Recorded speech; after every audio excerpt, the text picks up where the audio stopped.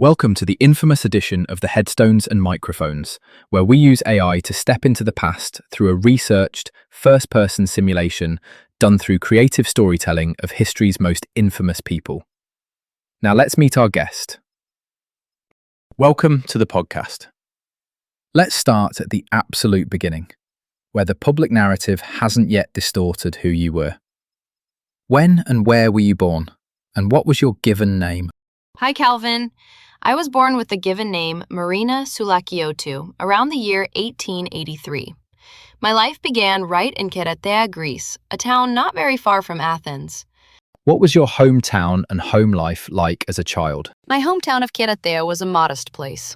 As a young woman there, before I took my holy vows, I worked with my hands as a simple factory worker. The very house I grew up in, located at number 71 Megalou Alexandrou Street, actually became a part of the monastery grounds years later. Was there a story behind your name, or a nickname that stuck with you? When I dedicated my life to the church, I shed my birth name and became known to my followers as Mother Mariam, and eventually Abbess Mariam of Keratea. But the sensational press outside our walls gave me a much darker title. They called me Mother Rasputin and the Woman in Black. What were you like as a child, and how many years of schooling did you actually attend? There is very little documented record of my earliest years or formal schooling before I entered the religious life around 1900. My youth was defined far more by my work and my sudden pull toward the strict, old traditions of the faith. What's a decision that changed everything for you, but felt small at the time? It was my decision to fully align myself with Bishop Matthew Karpathakis of Rasthina in the 1920s. When the mainstream Greek Orthodox Church updated its calendar, we refused to follow. We broke away as old calendarists. Together, we founded the Panagia Pethkovouno-Giatrisa Monastery, the Monastery of the Virgin in the Pines. It started as a sanctuary of pure faith, but it became the catalyst for everything that followed. Let's talk about your early run-ins with the law. Before the world knew your name for your most infamous actions, what was your very first arrest or interaction with law enforcement, and what were the consequences? You might expect my first arrest to be for something violent, but the authorities actually came to the monastery on December 4th, 1950, for a completely different matter. After a massive raid, I was initially arrested and charged with illegal economic activities, specifically exporting olive oil to Cyprus and illegally importing tires.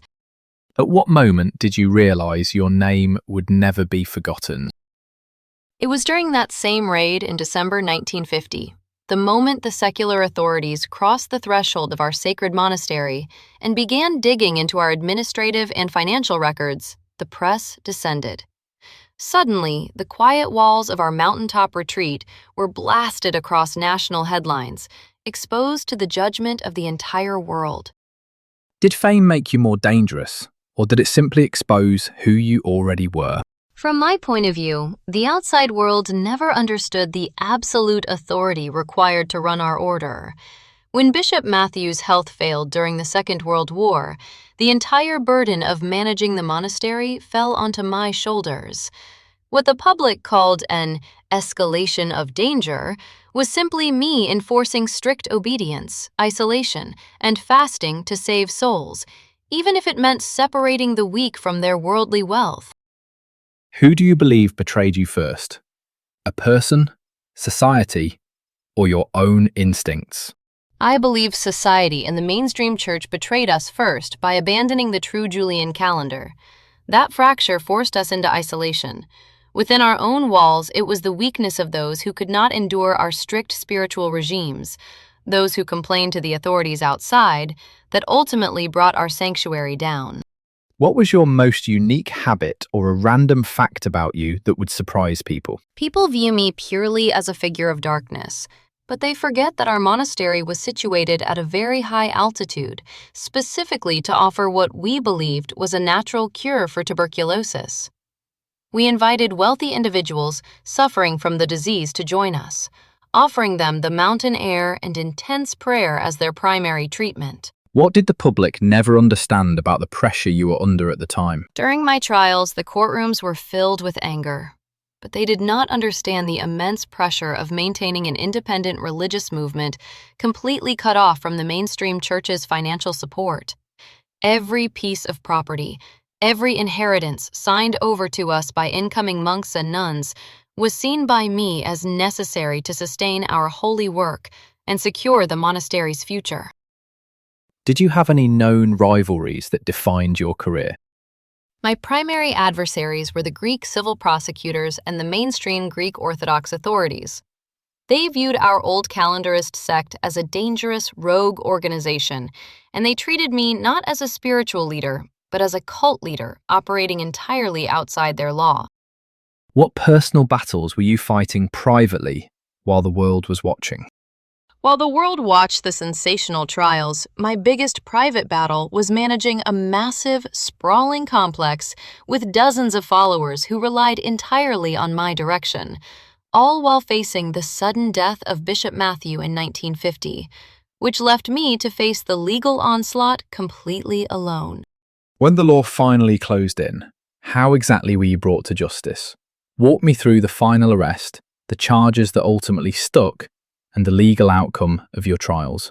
Following the raid in late 1950, the state brought forward horrifying accusations. I faced 3 separate trials.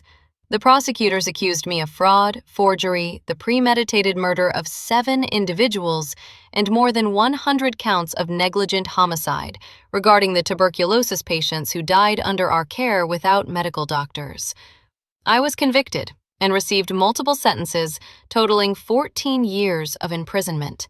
What is the biggest misconception people have about your life? The biggest misconception is that I ran a calculated house of horrors purely for malice. In my mind, the strict discipline, the deprivation of standard medical care, and the insistence that followers sign over their estates were holy requirements for salvation. The world looked at a spiritual battleground and saw only crime. When, where, and how did you pass away? I passed away on November 23, 1954, at the age of 71. I died inside the walls of the Avaroff prison in Greece, while several of my criminal appeals and remaining trials were still pending. Was your downfall caused more by your own flaws or by the world changing around you? It was a mixture of both. The world was modernizing, and a secular society has no tolerance for an isolated, absolute religious authority that refuses to answer to anyone but God. My insistence on complete control and my refusal to compromise with modern medicine or state laws sealed my fate. Do you have any closing remarks about the interview or the stories you shared that you would like to share with the listeners before signing off? I would only say that history is written by the judges and the reporters who stand outside the gate. What happened within the Pines of Karatea was a matter of faith, spirit, and extreme devotion. Whether I was a protector of the true path or something else is between me and the Almighty. And that wraps up another conversation from Beyond the Grave.